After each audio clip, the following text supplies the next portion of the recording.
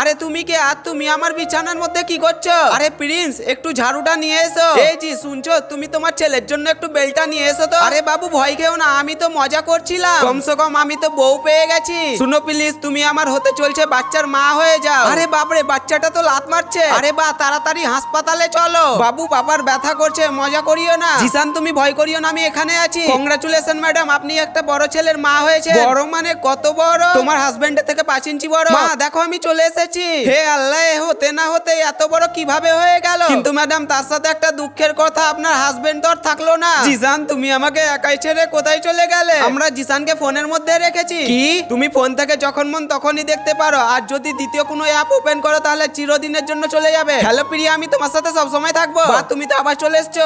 মা ফোনটা দাও না, পাপার সাথে কথা বলবো। এই যে এই নাও। আরে পাপা তো ঘুমাচ্ছে, চলো আমি গেম খেলি। হে আল্লাহ, তুমি এটা কি করলা? আর বন্ধুরা, তোমরা পার্ট 2 দেখতে চাইলে ভিডিওটা লাইক সাবস্ক্রাইব করে কমেন্টে পার্ট 2 লিখে যাও।